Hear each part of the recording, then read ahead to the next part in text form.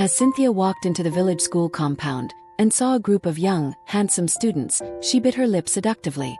What's the harm in having a little fun?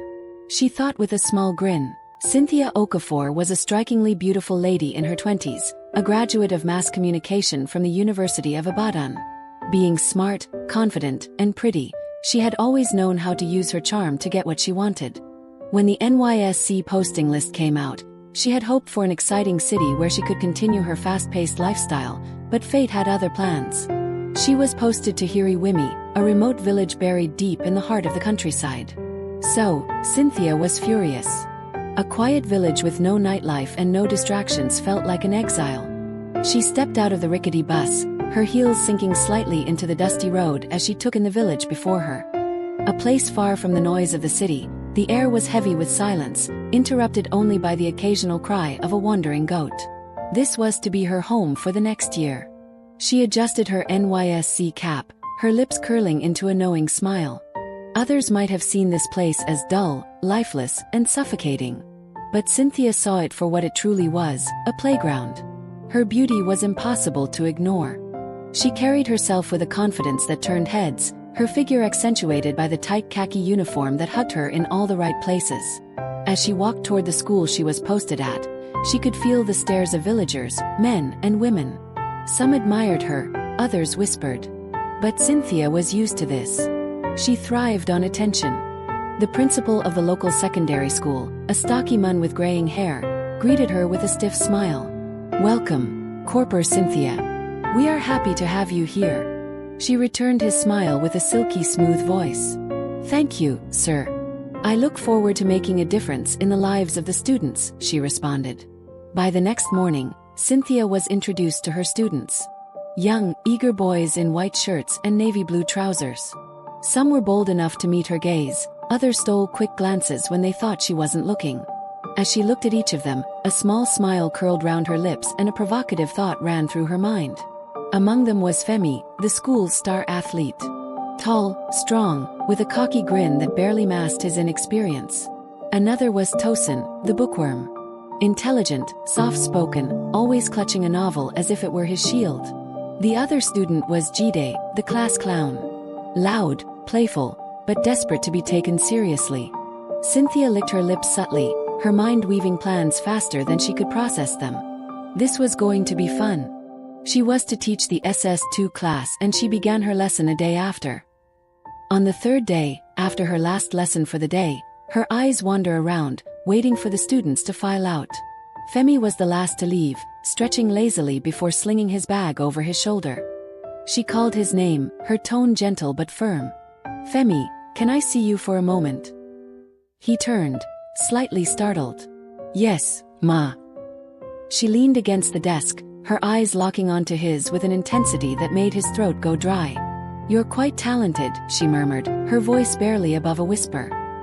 "I watched you on the field yesterday, you're very impressive."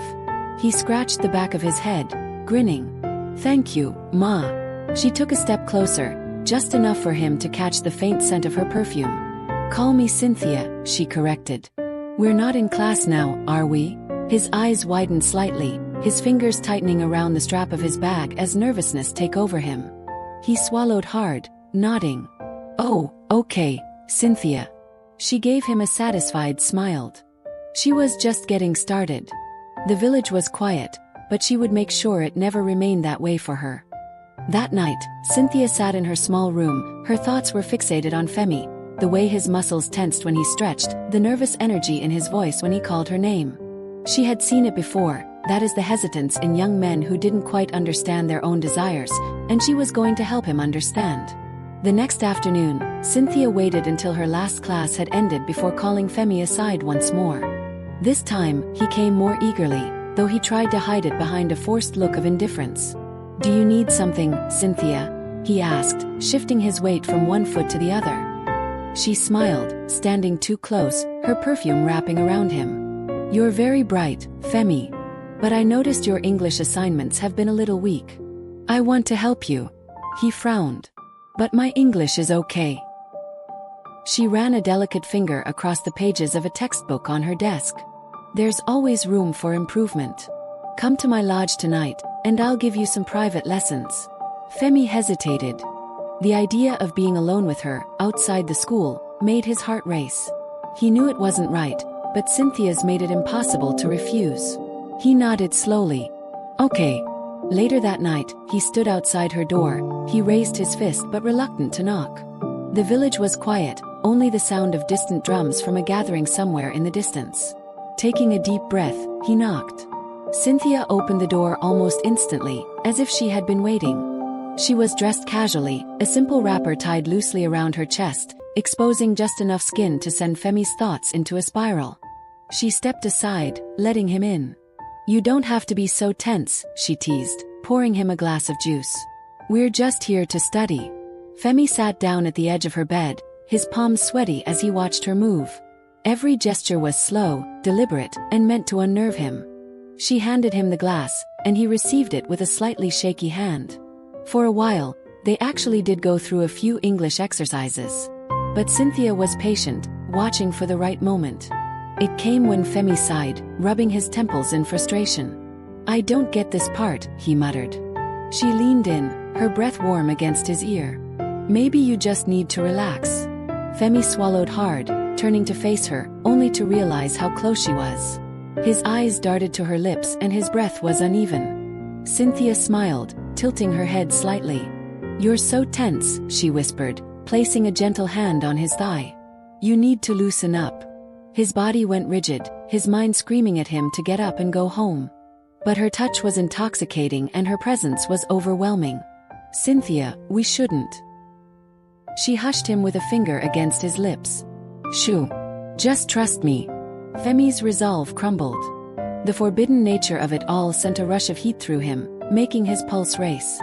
The tension between them shattered when Cynthia pulled him into her embrace, her lips brushing gently against his.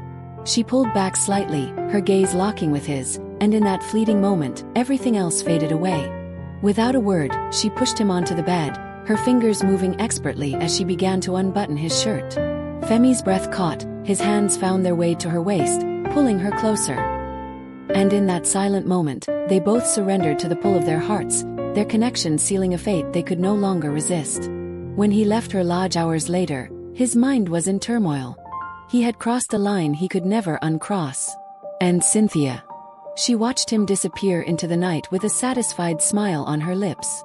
Cynthia had tasted the first thrill, but one was never enough. The hunger in her only grew, a fire that could not be doused. Femi had been easy, too easy.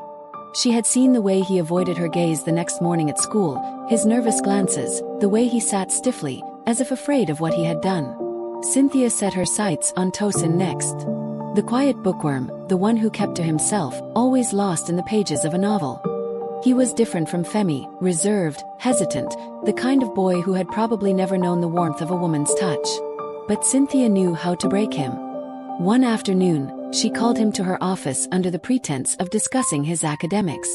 He walked in hesitantly, clutching his book as if it was his only lifeline. Cynthia smiled sweetly, leaning back in her chair. "You're very intelligent, Tosin," she praised, her voice smooth as honey. "I've noticed how hard you work in my class." Tosin's cheeks flushed, and he nodded. "Thank you, Ma." "Cynthia," she corrected. "I prefer Cynthia." He swallowed hard but nodded again. "Yes, Cynthia." She stood, walking over to him with a slow and deliberate step. "I admire smart boys," she murmured, reaching out to adjust the collar of his shirt. "And I think you deserve a reward." Tosin's breathing hitched. His book trembled slightly in his grasp. Cynthia leaned closer, just enough for him to catch the intoxicating scent of her perfume. "Would you like that?" she whispered. He didn't answer, but the way his body tensed told her everything she needed to know. He had fallen into her trap. She smiled, satisfied. "Come to my lodge this evening," she said, her tone leaving no room for doubt. "And I'll give you your reward." That night, Tosin arrived at her lodge, his mind racing with confusion and anticipation. What could she possibly want to give him? The moment he stepped inside, she was there, her gaze locking onto his with the same magnetic pull as before. Without a word, she repeated her earlier actions, her seducing touch leave Tosin no room to escape. And just like that, he was drawn into her web. But for Cynthia, it wasn't enough. Tosin had been another conquest, another fleeting attempt to fill a void that never seemed to close. She was eager to carry on with her shameless deed. Jide, the class clown, was next. Unlike Tosin, he was hesitant, joking his way out of situations, deflecting with humor whenever she got too close. But Cynthia was patient. She knew how to work around people like him. Late one afternoon, she cornered him by the empty school toilet, pressing him against the wall, her lips inches from his ear. "Are you afraid of me, Jide?" she whispered, her fingers tracing small circles on his wrist. No, he stammered, but his body betrayed him. Cynthia smiled. "Then prove it." Her mouth found his before he could respond. The kiss was deep and deliberate, silencing his nervous laughter. Jide froze for a moment, then gave in, his hands tentatively settling on her waist as the world outside faded away. Cynthia's fingers slid to the hem of his shirt, tugging gently, and he didn't resist. The air grew heavy with the sound of shallow breaths and the faint moan that escaped each of them. She had him too, but is she going to stop? Absolutely not. With every conquest, Cynthia's grip on the school tightened. The handsome boys were tangled in her web, bound by secrets they dared not speak. She toyed with them, whispered promises in their ears, played them against each other without them even realizing it. Each one thought he was special. Each one thought he had something the others didn't. But Cynthia was the only one truly in control. Late one evening, Cynthia sat outside her lodge, the warm night breeze caressing her skin. She had spent the past weeks wrapping the students around her finger, but now, she set her sights higher. The real power in the village lay not in the boys, but in the men who controlled them. Her first target was Elder Bako, a respected village elder known for his wealth and influence. He had been watching her since her arrival, his lingering stares filled with silent hunger. It didn't take much, just a casual visit to his compound under the pretense of asking for guidance. Seated in his dimly lit sitting room, Cynthia leaned in as he spoke about the village, feigning deep interest. His voice was steady at first, but it wavered as her hand brushed against his. A knowing smile played on her lips as she slowly closed the space between them. "You must be very lonely, Elder Bako," she murmured, her fingers tracing small patterns along his arm. The old man swallowed hard, torn between guilt and desire. "Cynthia, this is not proper." "Is it not?" she whispered, shifting her weight so that her body pressed against his. "I see the way you look at me. Why fight what we both want?" His resistance crumbled in an instant. Moments later, the elder's hands roamed freely, and Cynthia surrendered herself to his touch, securing yet another pawn in her growing empire. The Monday that followed, her focus shifted to Mr. Adeyemi, the school's assistant principal. He was a strict man, feared by students and respected by teachers. But beneath the authority, Cynthia had seen a weakness. Mr. Adeyemi had recently gone through a divorce and isn't over it yet. So, she decided it was time to exploit his weakness. After school hours, she walked straight to his office. Feigning distress, she knocked on his office door.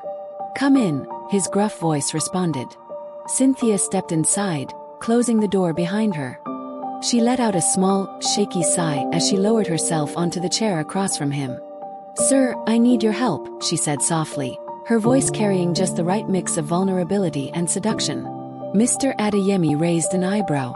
"What kind of help?" She leaned forward slightly, allowing the neckline of her blouse to dip just enough to draw his eyes. "I've been struggling with some of the students. Some of them don't take me seriously. Maybe because I'm new, or maybe because I'm a woman." His gaze flickered downward before snapping back up. He cleared his throat. "You're a good teacher, Corper Cynthia. I'm sure they'll respect you in time." She smiled, her fingers grazing the edge of his desk. "I was hoping, maybe you could give me some advice. One-on-one." A heavy silence filled the room. Cynthia knew he was weighing the risk, the consequences. But she also knew desire when she saw it. She stood and walked around the desk, standing just beside him. "Please, sir. I need someone to guide me." Her fingers lightly traced his shoulder, slow and deliberate. Mr. Adeyemi inhaled sharply, his hands gripping the armrests of his chair. "Cynthia, we can't." She leaned down, her lips dangerously close to his ear. "Who would know?" she whispered. "I can keep secrets, can you?" His resolve shattered. Within moments, she was perched on his desk, his hands exploring the curves he had only dared to admire from afar. The office door remained locked, but the air inside was thick with forbidden pleasure. As she left his office later, smoothing down her blouse and fixing her hair, she knew she had him exactly where she wanted. Cynthia wasn't just playing with the students anymore. Her unsatiated hunger was now pushing her toward the very people who ran the village. She had always thought she was being careful whenever she had encounters with anyone. She always used contraceptives and birth control pills, so she felt assured that she was safe. Days turned to weeks, and the thrill of her secret affairs remained intoxicating. She had been playing her game well, balancing the students, the village elder, and even Mr. Adeyemi, without raising suspicion. She was in control. Until her body betrayed her. It started with exhaustion. Then came the nausea. She first dismissed it as nothing. She thought the village food, the school stress, and the village silence were the ones taking a toll on her. But when she missed her period for the second time, a cold fear settled deep in her bones. One morning, she locked herself inside her tiny lodge, her hands trembling as she held a pregnancy test. She stared at it, willing it to change and prove her wrong. But the truth glared back at her in the form of 2 bold red lines. She was pregnant. The room felt suffocating. Cynthia sat down heavily on the bed, her mind racing. How could she be pregnant? She had been playing her games and playing it well. Where did she fall off? Were the contraceptives she was using not working? The thought of it only made her stomach twist. Her head spun as she realized there were too many possibilities for who the father could be. It could be Femi, Tosin, Jide, one of the other students she'd been with. Or was it Elder Bako, the village elder? Or Mr. Adeyemi, the vice principal? She buried her face in her hands. This was not part of the plan. This was chaos. For days, she had done everything possible to get rid of the pregnancy. She swallowed pills, drank bitter herbs brewed from old recipes by the village women, all swearing of how effective it is. Yet, every time she repeated the test, the result was the same. 2 stark lines staring back at her, unyielding. She was still pregnant. Helpless Cynthia moved through the school in a daze, avoiding long conversations and dodging unnecessary interactions. But she couldn't hide forever. And the students, if they ever suspected something, her entire world would crumble. Desperate, Cynthia sought out Femi. If there was anyone she could manipulate into taking responsibility, it was him. That evening, she called him to her lodge. When he arrived, he immediately noticed something was off. She looked pale, anxious, far from the confident woman he knew. "What's wrong?" he asked, dropping his bag by the door. Cynthia hesitated. The words felt heavy on her tongue. "Femi, I think I'm pregnant." His face drained of color. "What?" "I haven't been with anyone else," she lied, watching him carefully. "You're the father." Femi took a step back, shaking his head. No, this can't be happening." "It is," she insisted, grabbing his wrist. "Femi, we need to do something." His breath was ragged, his eyes darting around the room like a trapped animal. Then, in a burst of panic, he pulled away. "I can't, my parents will kill me. You have to get rid of it." His words stung more than she expected. Before she could respond, he stormed out, leaving her alone with the silence of her impending doom. Cynthia pressed a hand against her growing stomach, fear gripping her tighter than ever. The walls were closing in, and for the first time since arriving in the village, she had no control. But Cynthia refused to accept defeat. If Femi wouldn't take responsibility, then someone else would. The next day, she cornered Tosin after school, pulling him aside with a strained smile. "Tosin, I need to talk to you," she said softly, her fingers gripping his wrist just a little too tight. Tosin glanced around nervously. "What's wrong?" She inhaled sharply, her voice trembling. "I'm pregnant, and it's yours." His eyes widened in shock. "What? No. That's not possible." She placed a hand on his chest, trying to calm him. "Think about it, Tosin. We were together, it only makes sense, I haven't been with anyone else." But Tosin stepped back, his face filled with panic. "No, Cynthia. You were with others too. How do you know it's mine?" His words stung. Cynthia clenched her fists. "Are you calling me a liar?" I'm saying I won't be your scapegoat, Tosin muttered before turning on his heels and rushing off, leaving her seething. Frustrated and desperate, Cynthia turned to her next option, Mr. Adeyemi. He was older, wiser, and had more to lose. Moreover, he's divorced and lived alone, maybe he might better understand and accept her. That evening, she waited near his office, catching him just as he was locking up. Mr. Adeyemi, we need to talk. He frowned, noting the urgency in her voice. What is going on? She hesitated, then whispered, I'm pregnant, and you're the father. He stiffened. For a moment, he simply stared at her, then he let out a short, humorless laugh. You expect me to believe that? Cynthia grabbed his arm. It's the truth. We were together. You know that. Mr. Adeyemi pried her fingers off his sleeve, his expression darkening. I know you've been with multiple people. You think you can just pin this on me? She took a shaky breath. Please. I haven't been with any other person except you. He stepped back, his face now cold. You're on your own, Cynthia. And with that, he walked away, leaving her standing there, alone. For the first time in her life, Cynthia felt powerless. Her world was crumbling so fast, and no one was willing to save her. Cynthia could feel the school's watchful eyes on her. She could feel them watching, prying, and whispering behind her back. At first, it was the way the students whispered silently when she entered the class with a quick, stolen glances and suppressed giggles. But soon, the silence turned into murmurs, and the murmurs became loud enough for her to hear. Cynthia, however, kept her chin high, pretending not to hear, but inside, panic clawed at her chest. She had been careful, controlling, manipulative, but somehow, the cracks were forming. The students were behaving differently, too. Femi avoided her completely. His usual arrogance was replaced with cold detachment. Tosin, once the quiet one, barely looked her way, as if afraid her mere presence would ruin him. Even Jide, the foolish clown, was suddenly cautious, laughing too loudly when she walked past as if to distance himself from her. But the real danger came from the staff. One afternoon, the school principal summoned her to his office. Cynthia knocked, and he answered, offering her a seat. Cynthia crossed her legs, keeping her expression neutral. You called for me, sir? The principal sighed, rubbing his temples. Cynthia, I won't waste time. There are rumors about you. Serious ones. She smiled, feigning innocence. Rumors? What kind of rumors? He leaned forward, his eyes narrowing. Don't play dumb with me. The students are talking. Some teachers have heard disturbing things. Cynthia's heart pounded, but she forced a soft laugh. That's ridiculous. I care about my students. If I spend extra time with some of them, it's only to help them improve academically. The principal's face darkened. Then explain this, he pulled out a letter and slid it across the table. A parent wrote this.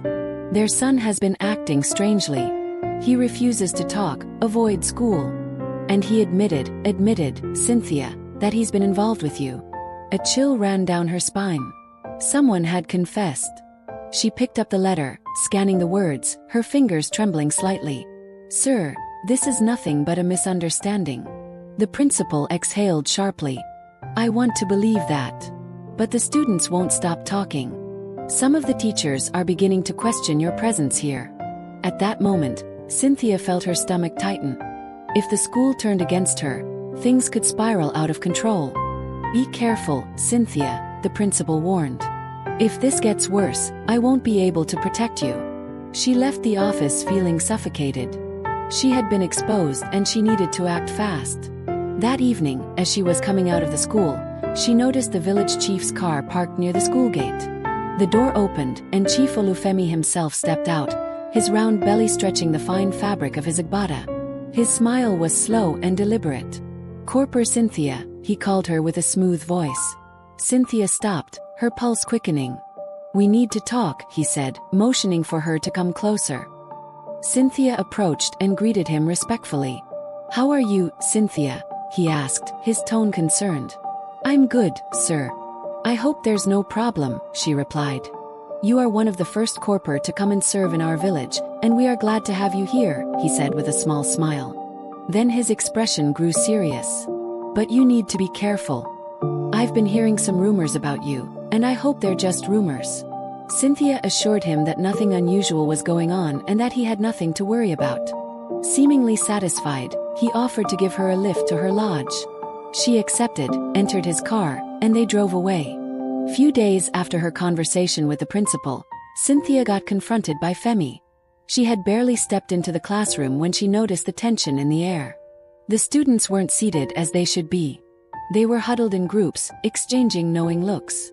And Femi, he sat at the back with his arms crossed and face set like stone. She ignored it and began the lesson.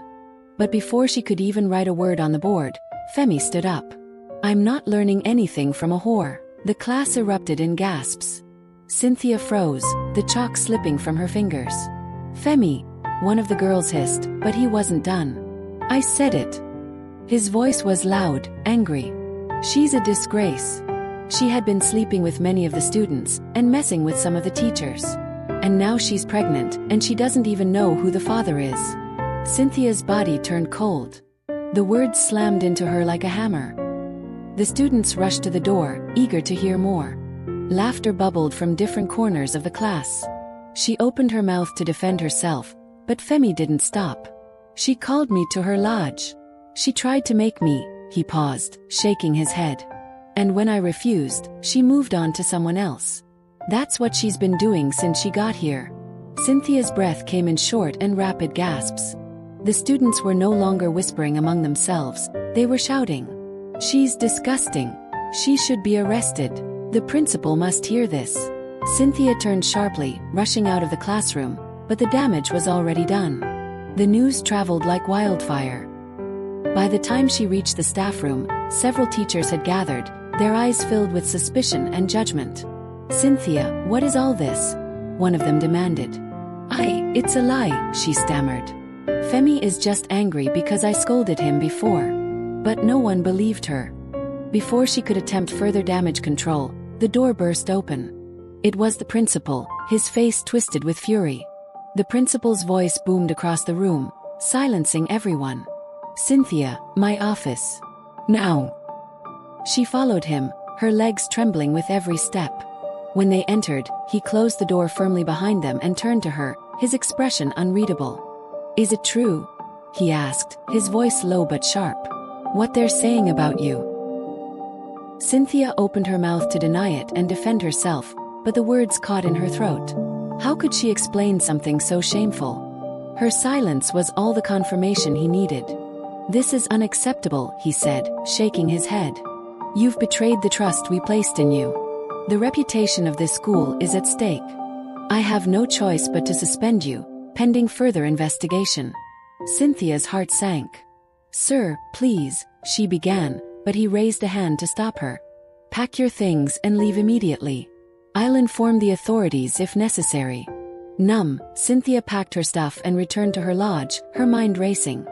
As she sat in her lodge, her trembling hands clutching the edge of the wooden table. The weight of everything came crashing on her. And suddenly, a knock on her door made her heart race. She hesitated before slowly stepping forward, her legs weak beneath her.